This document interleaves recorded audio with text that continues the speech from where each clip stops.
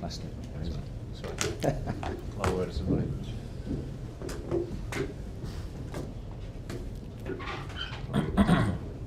Keith, do you want to start us off? Maybe wrong. I've never been involved in a game before when you're 5-0 up after 20 minutes and what goes through your mind? I'm not sure if I have. I can't remember, which might sound a surprise, but I've got no idea. What goes through your head? It's always about managing the game. I think even at 5-0 after 20 minutes, the game's not done. There's a lot of time to play. I've seen crazy things happen in football. So with the quality that Tottenham have got in the front areas, we had to keep our composure and concentration. I thought we did that. I thought the players deserve a lot of credit for what they gave today. It was a top-class performance. Was it a tactic to go at Spurs from there? I mean, you normally do start fast, but was it a tactic to go at in the off like that because they changed from the usual 5 at the back to 4? Yeah, I don't think it's formation dependent. We want to try and start games like that, especially here at home. But it's easier said than done, as I've said before. You know, the first goal probably changes everything, changes the feel. The supporters were magnificent for us. They really got in the game. It was an electric atmosphere. It was an electric performance from us, and we were clinical in front of goals. So everything went our way in that early stage of the game.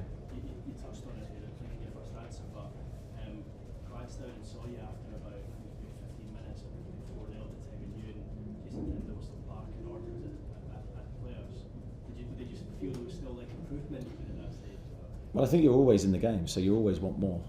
So you're never going to sit there and sit back and go, right, lads, everything's great, because in football it can turn within seconds. So it's about demanding more and making sure we maintained our high standards from that early start to the game. We always want to try and give a team that is wanting to score in any phase of the game. So I mean, we pride ourselves on that, and the players delivered it brilliantly. And obviously across the pitch, you had some outstanding contributions. I thought down the left-hand side, Willock and Joelinton together with their exchange was good, certainly as good as we've seen. Yeah, I thought those two players complemented each other really well. I think they've built actually a really good relationship in the last few weeks by dovetailing position, and they've got a really good understanding. But I thought all the units functioned today, so whether that's the front line, the midfield, the defence in conjunction with them in terms of feeding them the ball, and our relationships on the pitch were very good. So just finally, are you thinking about, we're talking about Champions League yet, or is it still the same as? Me personally, Keith, no. I'm talking about Everton now and making sure we focus on our next game. We went there this time last year really in a very similar position, in the sense of evening game, Everton desperate for the win themselves, we were desperate for the win, and it was a difficult evening for us, so we need to learn the lessons from that. We know how hostile it's going to be. Damien? Eddie, that said, the players are going to be thinking and dreaming about that top four now. How do you keep feet on the ground? I think from what I see and feel from the group, I don't sense that. I don't sense they're looking ahead. I don't think we can afford to look ahead. I think we can only afford to look ahead as in day by day, and making sure that we come in to training tomorrow with the right attitude and thinking about our next performance and how we could have improved today's performance. That's always how I've worked. You review, you take the good bits and you take the bits you can improve, and then you try and put the foundations in place to allow you to improve. So that's what we'll do. And just on Alexander Isak, are we starting to see why you were prepared to pay so much money? I think that's always been there, to be honest, since he's come to the club, even from his first game against Liverpool. I think there's been evidence of why we thought so highly of him. Really pleased with him again today. He showed a real mixture in his game because he was going long and short and building play and helping link our front line, but then was there when we needed him to be to add the finishing touches to two great moves. Craig? Eddie, as good as your side were, what did you make of the opposition during the opening 20 minutes? I actually thought Tottenham at some stages in that game were very good. You know, when you look at Kane and Son's ability to counter-attack and to create chances, that they had 3 or 4 good chances in the game. They scored a good goal. So we were never comfortable, I didn't feel, to say that the game was won. And we respect the opposition and respect their capabilities. I think it was all about us though today and how well we played. Aaron? Eddie, you've obviously beaten Spurs, Man United, Chelsea, St James Park, and driven Man City. Is there a simple answer as to why Newcastle just played so well against the top teams this season?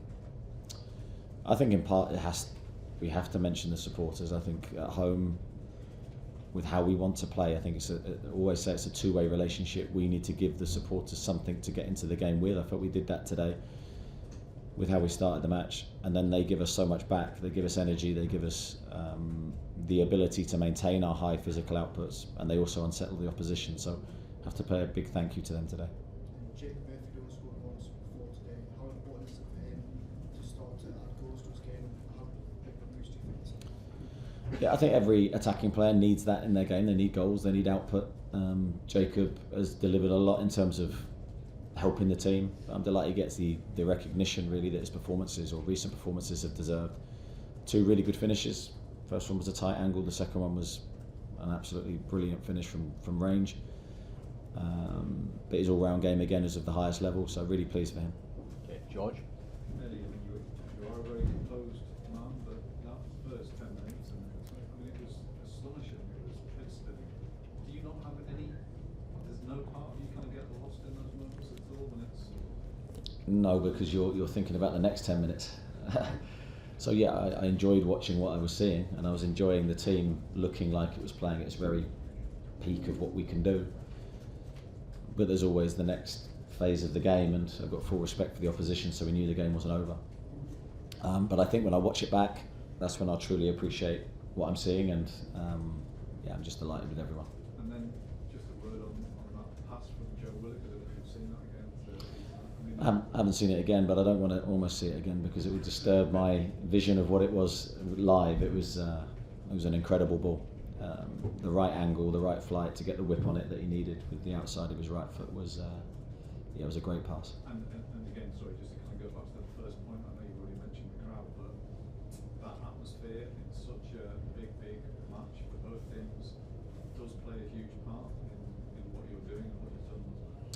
It does. Yeah, I think it's a two-way thing. We're a team, and either side has an important role within that team to make it as difficult as we can for every opponent that comes here. The crowd today were, I thought, incredible. I think that's up there with the best atmospheres I've experienced at St James's Park, and a big thank you to everybody. Luke. I know you're probably already thinking you've alluded to this, the key, but the job's not done, is it?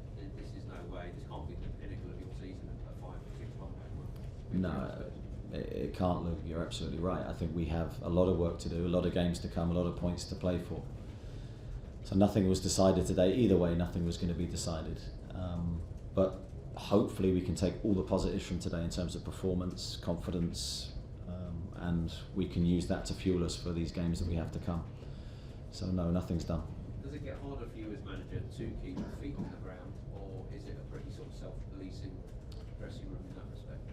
I hope it is. I hope it's self-policing. I think we've got enough experience in there and enough experience of highs and lows within football to know that you can never get too high and carried away with what you've delivered.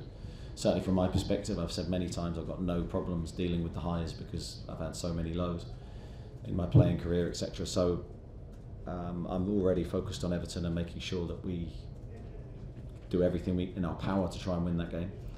And I would urge the players to do the same. And then I guess going away to celebrate, to analyse Everton videos and watch this game back this evening. I'll be watching this game back with a cup of tea and a biscuit probably. Ian. You said that never at any stage did you feel that you'd won the game. At half time, was your team talk suddenly gone, well done, that was terrific, or was it, don't be careful, don't let Spurs back into the game? Neither, to be honest, because I don't believe in necessarily well dones at half time because I think that breeds complacency. So it was about trying to identify areas we could improve. I think human psychology in that position is very different as well. I think when you're 5-0 up, our players are human beings, so I think the game's slightly different. We were urging us to attack and to continue our way of playing. Naturally, the second half though was slightly different. And because you set such high standards, was there a sense of personal disappointment when Harry Kane scored? I think whenever the opposition score, there's a feeling of disappointment. That's not just from me; that's from the whole team because we pride ourselves on trying to keep clean sheets. Miles. A few people were expecting a bigger Almeria to come back into the side and left Spain. Murphy's performance underlined why you felt you've been quite fortunate. Yeah, don't think Jacob's done a lot lot wrong since he's come into the team. I think he's done a lot right. So it's very difficult to justify then leaving him out, as well as Miggy's done this season for us. And I think, again, when you look at it, they're the decisions that I want. Tough call. I certainly considered bringing Miggy back into the team. But I wanted to give the team a chance to respond from what happened at Aston Villa. I wanted to give an opportunity to go and put it right, because we did fall below our standards in that game for the first time, in my opinion, this season. And the response was emphatic.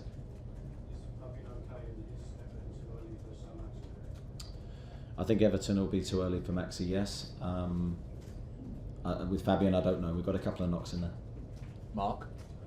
Eddie, you've now beaten Manchester United and beaten Tottenham thoroughly. Do you feel that this shows that you kind of belong in that elite now? More and more of these kind of wins that you put together is showing that it's not flippantly there, you belong in this league. I'd encourage the players to think that way. I think we need that confidence. You play these games if you have doubts. That's not a healthy place to be. So we want the players to go into the game believing that we are the superior team. Now, to believe that takes, in my opinion, very good preparation. You need the confidence to come from how we've prepared, and then you need the players' inner belief to be very high. And hopefully, with the more wins we can get, the more that inner belief is strengthened. Touched on Joe when it's passed. His overall game was really good. He's played really well consistently now. And once, does he deserve an England call? Do you think he'll be looking at the end of the season to be back? Well, I've said before, I think it should be his goal, without a doubt. That should be his personal motivation, and I believe he'll be getting closer after displays like that, because I think all action can do a little bit of everything. The attacking side, the defensive side definitely improved. I still believe there's more in there from Joe to show. More goals will come, I hope, for him. But he's got to be knocking on the door. Scott? Just to go back to Jacob, Eddie, I mean, he's kind of the latest out of players who've been given a chance and been absolutely awesome. I mean, what do you think's changed in his game, or is it just a case that it's always been there, he just hasn't had the chance to show it, or do you feel that he has really developed this season? I think his game's come on. I think maybe for Jacob a consistency of positions helped. I think he's been, because he's so good in various roles, sometimes that's been a difficult for him to really get his teeth into what areas of his game he needs to work on, which is always difficult for any player if you're constantly changing. So I think maybe having that settled position off the right has really made him blossom, and he's then gone away because he's a really hard worker behind the scenes. He's very diligent, always wanting to do extra. So he's been able to identify the areas he needs to improve, and he's really benefited from that, I think. Kieran? What's back in the dressing room? Do you sense there's a hunger for more? There's no backpacking? A little bit of happiness, which you want, smiles, and that feeling of winning is so unique, and I'm delighted for the players that they're getting to experience that. And then, I spoke about moving on to the next game very quickly, because in a 3-game week, you can't get too high. You can't celebrate. I don't want the players to necessarily celebrate that win. I want them to be happy and content, but I want our focus to be on preparing now for Everton. Do you feel that's just the latest standard setter that you can go up another level? I think you always have to believe that. I think if you're going, that's us at our best, there's only one place, and that's down. So that was a glimpse, hopefully, of what we're capable of, but you've got to believe there's better and more to come from us. Martin? It's 20 minutes of a game, and it's just less than a quarter, but is that as perfect performance in that period as you've had it in your career? Certainly my playing career never got that good, so my management career, I don't know. When I watched the game back, as I said before, I think, maybe in the last press conference I did, sometimes when you watch a game back and you think it's going to be really bad, it's not as bad as you think, and when you think it's going to be really good, it's not as good as you think. That's always been my experience. So that first 20 minutes, look, who knows what I'll think when I review it, but certainly in terms of goals and end product, it was a fantastic spell for us.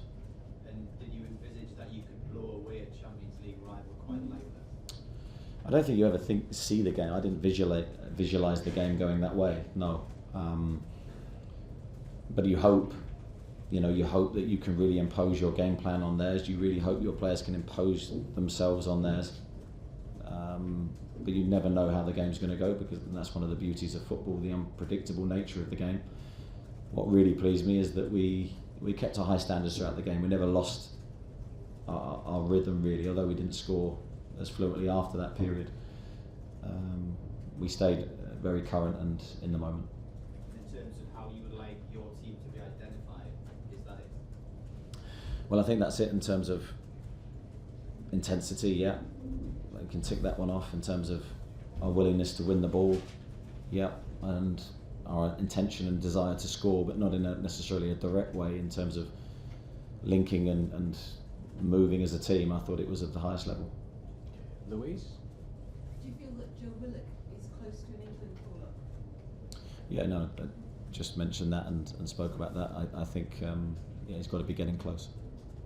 Okay, thanks everybody. Thank you. Cheers. Thanks. Appreciate it. Thank you. I'll keep this. Release saying